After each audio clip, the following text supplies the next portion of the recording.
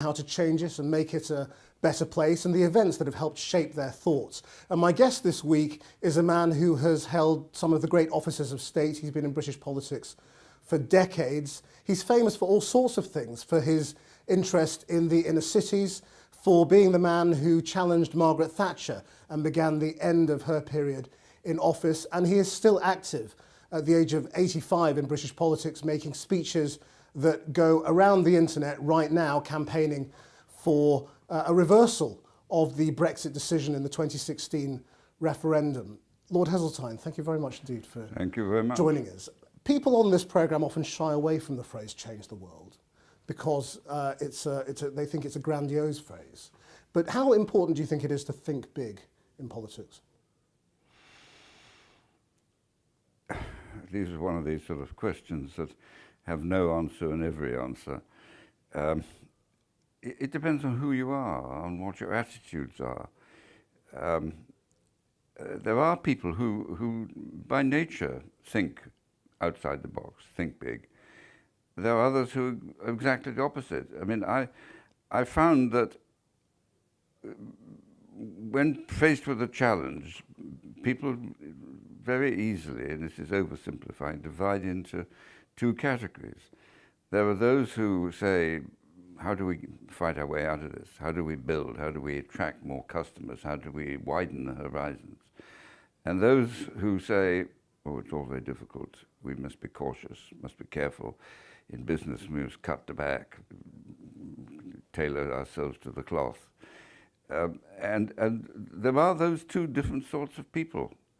So it's no use saying to the instinctively cautious, think big, because that's not the way they approach things. Equally, it's quite difficult to say to those who take the big view, why don't you be more cautious? Did you always think big? Well, you know, that again, you're implying that somehow or other I'm bigger and better, but I always, looking back over my life, have been on the side of those who looked to the expansionary opportunities. I mean, I started off in adult life as a businessman. Well, you know, entrepreneurs are prepared to take the leap, often into quite uncharted waters. And in politics, I've always taken the view that I had views. That's why I was in politics. And, you know, you've got to take a bit of a chance if you want to influence people. It's no use just sitting there and hoping the tide will wash your ideas up the beach. You made a speech in the House of Lords very recently about Brexit, warning of how future generations would view this decision and view the position of the Conservative Party. Do you feel this generation of politics is making a mess of things? Well, we are in a mess. I think it's very dangerous to sort of try and generalize to the whole generation of politics. There's some first-class people, wonderful people in the political arena, in the House of Commons, on both sides. There always are good people, and there always will be, in my view. But we're in a mess. And I think I know why we're in a mess. It's because the instinct of democracy is to look for change if there's a period of prolonged dissatisfaction. And there has been. It's all tied up with the collapse of 2008. You hear the same arguments on both sides of the Atlantic. I mean, President Trump is a classic example. It's no accident Nigel Farage was campaigning for President Trump. It was the same argument that, you know, I offer you a better future, I offer you a greater America, I offer you a more prosperous opportunity. We must have change. You hear the same argument in France or Germany or Italy, because for a protracted period of time, since 2008, we've been cutting back. We'd overspent. Everyone had overspent. The governments had overspent. The companies had overspent. Personal debt was too high. And there was a price to pay. And people didn't like that. And so they were listening and looking for someone to articulate change. And if you can add the toxic arguments of immigration into the frustrations of economically frozen living standards, then you have a pot that stirs effectively in appealing to votes. But it's also happened at the same time that a lot of these communities have felt alienated from power and from politicians who hold power. And so they have been ripe, if you like, I suppose, for rallying around another cause. I think that politicians can't escape public opinion, and that is more so today than ever. If you take one of the big manifestations of public opinion, and Brexit has dominated week after week, if you listen to the reaction, it's quite obvious that there is absolutely no agreement at all about the cause, about the risks, about the opportunities, and the politicians, they know that. This is a deeply divided issue, a divisive issue, nothing like it in my time. And so the House of Commons reflects that. It's not that somehow a breed So this was inescapable? It was, I think, inescapable. After the crash of 2008, there'd be a great period of uncertainty. What should we do now? Well, I haven't the slightest doubt what we should do now. First of all, face up to the causes, which is the collapse of 2008, and run our economies on a more prudent basis, so you don't have another collapse. Secondly, we should restore the conditions of growth, which we had just done. Britain had become the fastest growing economy in Europe. And that the way to do that is to give confidence to people who are going to invest and create the jobs. Overseas companies are going to come here. And the way to do that is to restore in full our membership of the European Union. The second issue is immigration, and immigration is the most difficult political issue. It has been throughout history. It's something people hesitate to talk about because before you know where you are, you're talking about racial differences and all of that. It's immensely difficult. But the immigration issue from Europe was the second ingredient. Fear of jobs, foreigners taking our jobs, who are they, what are they allowed here for, they're living on the health service. You know all the arguments, and many a great deal worse than that. Those arguments have been here throughout history. There's nothing new in them. It's just they've got a new form. And the interesting thing in the European context is that now the overseas immigration from outside Europe is in a different league of scale to those coming from Europe. And that was the case whilst Theresa May was Home Secretary for all those years. Why did she do nothing about it if this was the burning issue? And the reason why I think she didn't do anything is because our social services depend upon the skills, not a lot of idle people living on the health service. It is the skills of the doctors and the nurses in the health service that have come from outside, many of them not from Europe, from other parts of the world, that actually make immigration a very important strength to our economy. And the government didn't want to be put in a position where it was obviously controlling these numbers, creating shortages here, lengthening the queues, in a way that would have happened if immigration had been controlled in the way they wanted it to be. So what is the answer to tackling the immigration issue? Well, do you pander to it and say, we must control it? No. Well, you have to control it. The fact of the matter is immigration is not just an issue of today. It is here for as far ahead as we can see, for many reasons. Everywhere in the world, the least privileged, and there are billions of them living in conditions we just wouldn't recognize, look to see the conditions in which we live. And they're going to come here. And it won't be the idlers and the shirkers that come. It will be the more energetic, more ambitious, who want something for themselves and their families. They will come. And we will have to control that because there is no way we can absorb the huge numbers that would like to be here. And so do you think that means that freedom of movement has to stop within the European Union? I think that out of this controversy about Brexit, there is a way in which we could go to the Europeans. David Cameron tried, but the mood in Europe has changed since then, and say, look, we recognize that immigration can only happen at a measured pace. And so there were three things that we as Brits would say as we continue our membership of the European Union. First of all, there needs to be a wall, a common wall, around the European Union, and we will use our full endeavours to help you police it. Full stop. Secondly, in terms of the free movement, which is a principle of the European Union, we would accept the principle, but we would say that where the components of the European Union are out of kilter, so that you have very poor countries and very rich countries, there has to be a rate at which the immigration can take place. In other words, a cap in any 1 year on the numbers that could move under the free movement procedure. It would not be a cap singling out French or German or Dutch or any other Romanian national group. It would simply a cap on the number of European citizens that could move to any one of the more prosperous economies. And the third policy is that we should look at our aid programs, the European aid programs, which is huge, and we should mold them into a Marshall Plan, where we say to the countries from which the immigrants are coming, we will help you rebuild or build anew your economies so that you can keep more of your younger and more talented people there. To stop the pressure. To stop the pressure. I mean, what makes you think Europe would accept that? Because in this Brexit debate, lots of people have said, well, this is what we should say to Europe.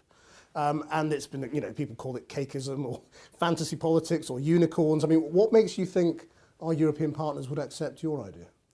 I think that they've woken up in a way they hadn't when David Cameron tried 2 years ago. The problems, you see it everywhere. You see the growth of Le Pen, you see the AFG, you see the problems in Italy, you see the Dutch, you see the Hungarians and the Poles. You see these problems now are mainstream in Europe in a way they were not when David Cameron first tried. So I believe that they would listen. I think public opinion would make them listen. And that would be my approach. But the difference between the approach I've outlined and the one that is at the heart of our present position is that I want to build a peaceful, united, democratic, prosperous Europe. And so they would listen, because that's what they want, on behalf of the individual nation states. I mean, it's interesting that the first word you used there was peaceful. And I wonder whether that's because you're one of the few politicians still in active politics who remembers the war.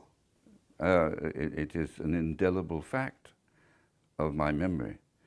I looked at Piccadilly Circus the night the Second World War ended. I was there, I was 6, when I listened to Neville Chamberlain declare that we were at war with Germany. And so, of course, I know where the European movement came from. The European movement, today we hear it all from people saying, oh, it was all economics. It wasn't economics at all. It was the determination of a generation of men and women who had been conquered and vanquished and occupied the homes of the battlefields and the cemeteries of the wars, 3 in 3/4 of a century for France and Germany. It must never happen again. But hasn't the risk of war gone now? I mean, and Europe is a political and economic giant. And is there really a risk of a return to violence in Europe? Well, I personally think not. But let us remember what has also gone. The fascists have gone from Spain and Portugal. The Greeks have gone from, the colonels have gone from Greece. The communists have gone from Italy and France. And on our doorstep, in Bosnia, Serbia, all these places that have been tinderboxes, they are in a position where they're under the shadow of the European Union, which is consistent of democratically elected governments. Do you remember the point at which you, in politics, became a believer in the European project? Yes, when I was at Oxford. And of course, I was in my late teens. But Winston Churchill was making speeches about a kind of United States of Europe. The European movement was growing. Lead us, they said. And we didn't and wouldn't. But there was a chilling interview on the BBC by Rab Butler, one of the architects of the recovery of the post-war period. It wasn't on, you see. It wasn't on. We were quite wrong, of course, but it wasn't on. You mentioned remembering the outbreak of war. How much of the bombing do you remember? Because you came from Wales, and I mean, presumably you remember what happened there. My mother and sister and I followed my father around from the various military posts he went during the war. So I wasn't there all the time in Swansea, but I was there enough for some of the worst air raids. And I remember it's funny what you remember as a child. The bombers came every night at 9 o'clock, every night. And we had a shelter in the basement. And our little Scotty dog, he knew they were coming because he was always there at 9 o'clock, waiting for us to open the door to go down into the shelter. And I can remember standing in the garden of One Uplands Crescent, Swansea, with my grandfather, watching the searchlights and the shape of the barrage balloons. So yes, I do remember it all. What kind of childhood was it? Was it a privileged childhood, or? It was a middle class, not hugely privileged, but compared with the conditions of the unemployed in the working class valleys, very privileged. Did that shape your own relationship with people who were less fortunate? Where did that come from? I think it has. It is a good question, because you know you don't work these things out day by day and say, what am I, what do I think, why am I being influenced by this? But looking back, you couldn't live in Swansea, in a relatively prosperous part of Swansea, with access to the Gower Peninsula, which of course is a sort of paradise on earth, without knowing about the hinterland, to which, for various reasons, one would go or drive through, pass through, whatever it was. And particularly, I remember in the 1950s, my father died when I was very young, driving back and forth down the Heads of the Valley Road, and you couldn't escape the scars of the Industrial Revolution. I remember another incident so small, but nevertheless the impact on me, that I was at a well-known and leading public school, and I had wandered from the campus into a fairly poor part of Shrewsbury. And turning a corner there was this little girl, 4 or 5, something like that, very like my sister, except the clothes were not like my sister. And I just, the instant reaction, you know, there is another world. My first job was working in the City of London, and that had an effect on me. You saw this incredible tide of people coming across the bridges and going back. Huge offices, faceless offices, you know. And I thought, I don't know, this doesn't sound right to me. Well, most people go through those sort of stages in their youth.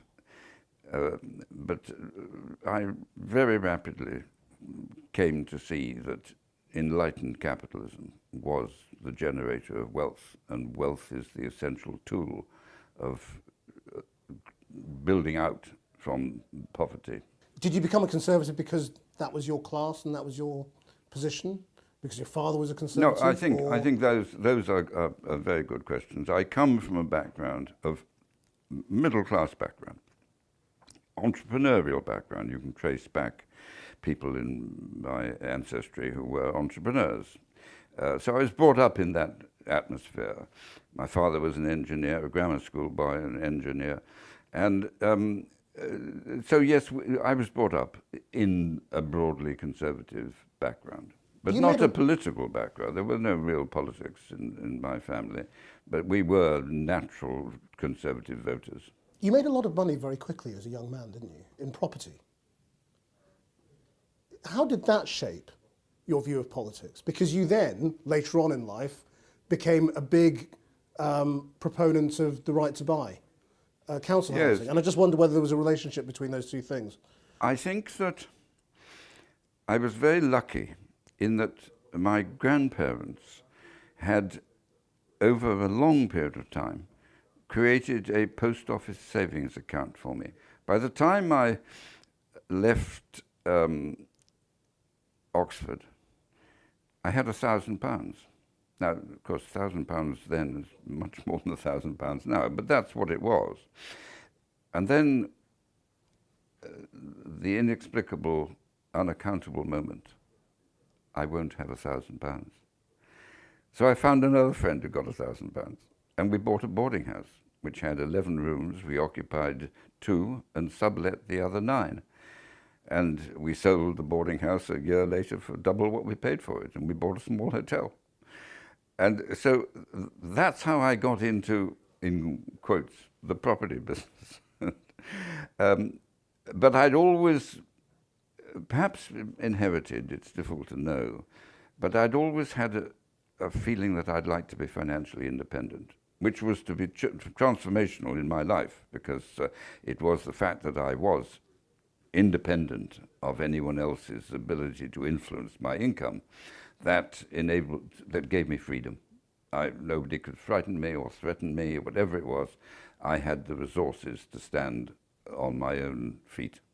The story about you was always that you'd sketched out your future on an envelope. Is that ever true? No, I don't think so. It is very uncharacteristic of me. You know, I'm not given to making public commitments about what I think will happen. There's a caution in my judgments. I know exactly where it came from. It came from a friend of mine who was a brilliant journalist, but he couldn't resist a laugh. And You said millionaire by 25, cabinet by 35. I just don't believe it ever happened. Well, let's go forward then to the Thatcher years, because you're then in power, and you're in the cabinet, and you were doing all sorts of interesting things. What did you see as your purpose in that stage as a cabinet minister, who was very involved in the cities and was responding to rioting in Liverpool in quite a different way to one you'd expect a Conservative cabinet minister to react? The job Margaret gave me was Environment Secretary. And Peter Shaw, the Labour outgoing Secretary of State, had taken a particular interest in the problems of Liverpool. I self-evidently had played no part in that decision of his. Civil servants said to me, "Would you like to continue this?" Secretary said. I said, "Yeah, why not?" 2 years later, they rioted. And I could have said, "Call the police. Yobs on the streets." But I felt a personal responsibility. This was a city I had personally associated myself with, done, I thought, a lot to help. Do you think that much has changed? Yeah, yes, it's unrecognizable. Now, if you say to me, to this generation, 30 years or whatever it is on, has it changed? I'll say, no, it's the same problem. They have no idea what it was like in 1981 when I was coping with this. I mean, everybody asked about their present situation defines it today. There is very little collective memory of what it was like 20, 30, 40, 50 years ago. We are incomparably a more prosperous society today than we were then. Poverty today is a different sort of poverty to what it was in the 1920s or 1930s. But politicians have to live with the real world, with today's world. So it's no use sort of saying you're better off than you were, or you're better off than your family, where your parents were. Cut any ice. And were you trying to change the world at that stage? Were you thinking in a very ambitious way? Well, no, I wasn't trying to change the world. I was trying to change Liverpool. And but of course, it is absolutely true that the lessons of Liverpool dramatically influenced my way in which I think the country should be governed. This was a formative part of my life, and I realized the incredibly debilitating effect that the centralism of power in Whitehall has had on our society. London is very important. It is the golden goose. Nothing must be done to prejudice it. But the rest of our cities, the cities that built the most incredible centre of power the world has ever seen, the British Empire, they have been neutered by the power of Whitehall. Even members of Parliament representing local constituencies, before you know where you are, they're in the House of Commons and their career ladder is up the ministerial ladder. And that focuses their attention on their functional responsibility, transport, housing, health, whatever it is, and it removes them from thinking about the greater interest of Manchester, Liverpool, Leeds, all that. Let's come right up to date for a moment and sort of see how it relates to your career, because as we speak, the Conservative government is in crisis. Conservative MPs are trying to work out whether they should get rid of Theresa May as Prime Minister. We had an opposition MP picking up a mace in the House of Commons. Of course, you famously picked up a mace in the House of Commons in protest during a debate, and you were the man who challenged Margaret Thatcher and saw her off. How do you view what's going on right now? Well, I know that if this was a Labour government, the Tory party would tear it apart over Brexit. If the Labour Party were advocating Brexit, the Tory party would tear it apart. Because the self-interest of this country, self-evidently, depends our presence at the heart of Europe. And all this stuff about sharing power and gaining power and sovereignty, it's all slogans. It's got no relationship to the real world that we live in, to the scale of the challenge of China, America, India, compared with a nation state of our size. But the loyalty to the party is deeply ingrained in the political process. And whilst there are some very brave Conservatives holding the fort and standing by their own convictions as to what our national interest is, there are too many who are in one of two camps. Those who just said it's a quiet life, it's all we can do, the people have spoken and all that. And those who are the Brexiteers, who are driven by these obsessions of yesteryear, by the delusions of the role of a medium-sized economy and nation-state in tomorrow's world, ignorant of the wishes of the generations yet to come. It is appalling that 70% of our young people want to stay in Europe, and they're being ignored by the 70% of old people who want to leave. But how important is the Prime Minister's leadership here? Well, and the question of who is Prime Minister? What I was going to say, who is leading? I mean, this is the lady who told us in the referendum campaign our national self-interest was to be in the European Union. Now we're told it's to leave the European Union. There's no other way, no other deal.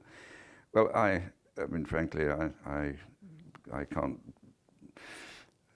seeking for modest language, this is someone who has flipped from one view to one that is quite inconsistent with it. But having been here before, I mean, you took the decision at some point in time that Margaret Thatcher had to go. How do politicians... Really, actually, it wasn't quite like that. All I know is I left Margaret Thatcher's government in 1986, and I was determined to keep myself in frontline politics, believing that whoever became the next leader would bring me back. That I believed. Secondly, I believed the poll tax was a political and moral mistake. Then Geoffrey Howe resigned. I knew nothing about that, although he was a very good friend of mine. I was amazed when it happened. But the words he used, it is now for others to determine. As I sat behind him listening to him, I thought, oh my God, the whole press will be onto me. I misunderstood his words. I'm now persuaded. When he said it'll be for others to decide, he was actually referring to the cabinet.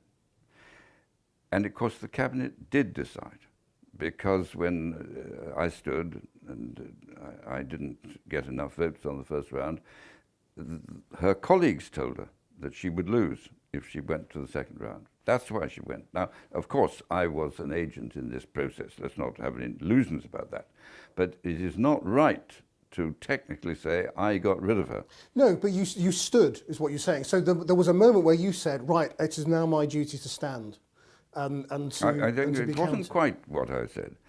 It was really, do I say to the first journalist I meet, no, I'm not going to do it? Or do I say, there is no real option for me but to do it? And it was much closer to the second. I was quite happy to wait for Margaret to go. And if I had, I would almost certainly have become leader of the party. Indeed, there was a magic moment in my life when I left the chamber having listened to Geoffrey, and I came across an old friend who'd been Chief Whip Michael Jopling. And I said to him, and it reflects what I really felt at the time, Michael, what the hell do I do now? So what should Conservative MPs be thinking now? You know, how do they decide when it's the right time to get rid of Theresa May? Well, that's the problem they've got, because they can't decide who to get rid of her with. And that is the problem, because the candidates, and there are plenty of them, they're all over the press every day, none of them can see that they can win. So their best policy is not to fight until they can see an opening. And that's where we are, and that's her great strength. Can you see a possible Prime Minister in that pack? No, but I'm not asking you to name one. I'm just saying. I don't see. That's terrible, isn't it? That there isn't a possible Prime Minister in the cabinet. Well, there's one great problem I have, and it's why I was so certain in my answer, and that is there's not much point in changing the singer unless you change the song, and the sort of people posturing around are largely people who are Brexiteers. And some of them, of course, are Brexiteers because it suited their career to stay loyal. Whether they'd remain Brexiteers if they had the responsibility to implement it is an interesting question. I would begin to know. So do you think it would be better if this government fell? And was replaced by a different government with a different idea? Well, I don't think this government is going to fall. Myself, because the Tory party would have to vote for it, and I don't see them doing that. It will fall in the end because it's got a fixture of a 5-year period. But for your beliefs, I mean, difficult though it is as a Conservative, shouldn't you wish for a new government? Well, it depends what the new government's going to do. Well, if there's one that agrees with you. But that's where the problem is. Now, I think that at the moment I can't see that scenario.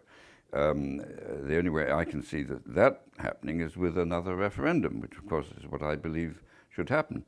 But that is more likely today to come from a splintering of party loyalties within the House of Commons than from an adherence to party loyalties. I mean, do we have time for the two main parties to be recaptured by the other sides when Brexit is imminent? I think the great danger for the Conservative Party is that they will struggle on, unable to go for an early general election, which they wouldn't think they could win, and then be blamed for the Brexit and the consequences, and then forced into opposition. That is the danger, that the Conservatives will be blamed for Brexit. What makes you think a second referendum would overturn the view of the first? Well, I think that beyond any question, people know a great deal more now than they did then. And I think that the hysteria of Project Fear will be very difficult to rerun. I think there have been so many forecasts and analyses which is in the public domain, including the government's own forecasts, showing that Brexit is worse off in any scenario, that I cannot believe the British people are going to vote to make themselves worse off. If they do, I'm a Democrat. But haven't they already? I mean, no, they were told that they would be worse off, and they voted for it. They were told they could have their cake and eat it. They were told £350 million a week to the health service. They were told every manner of exaggeration. But your side told them they'd be worse off. I'm accepting that there were exaggerations on both sides. I'll accept that. So let's accept that both sides misled. Now we know the facts. Let's put it back to the one group of people who could perhaps change the position democratically. Although the Brexiteers don't accept that we'll be worse off, do they? I mean, Boris Johnson and Jacob Rees-Mogg still think Britain can be better off outside the European Union than in. And that's what they would argue in a second referendum. So does Nigel Farage. Yes, well, they would.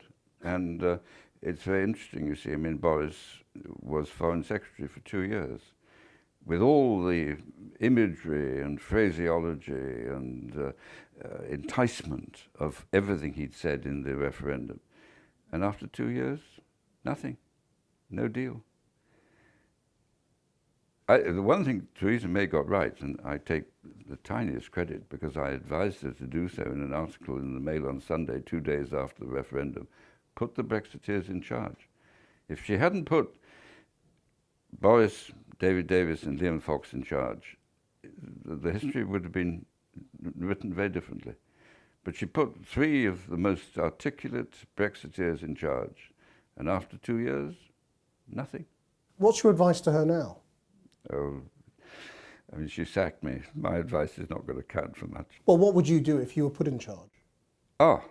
Well, I would do two things.